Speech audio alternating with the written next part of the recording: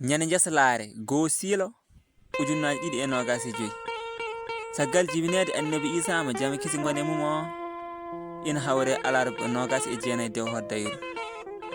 ujunere e temennayyi e capannayyi jeegom fergo ñalde malade e men ketteɗen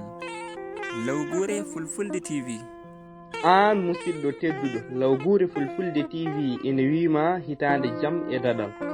ujunnaji ɗiɗi e nogas e nayyi waynima ujunnaji ɗiɗi e nogas e joyi en jaɓɓima kala ko sattirno en yo newno e mayre yo hitaande ujunnaji ɗiɗi e nogas e joyi nde wonan en hitaande ɓural e ɓamtare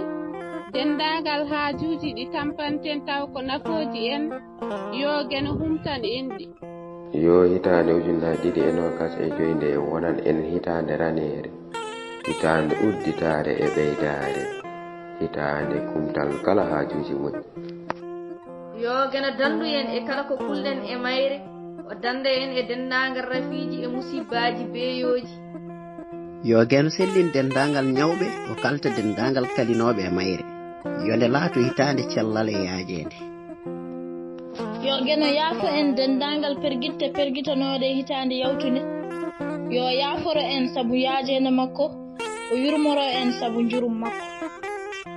dendagal golleji moƴƴi gollanoɗi e mayre yo gene sowan en ɗum hebbinana en jeenaade ya barke laabal ne laaɗo makko yo geno ɓeydu jurume deyre nanodiral e dow leydi ndi yo geno waɗ en hodduɓe ɓerɗe yiɗodirɓe tawa ko ngam makko ɓolo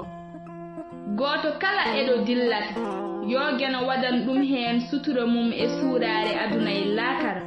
yo geno ɓamtoɓe demɗe men e pine men Lawgure Fulfulde TV wi'an ala leñol ɓurgol leñol gongol ala ɗemgal ɓurgal ɗemgal woodi tan ko leñol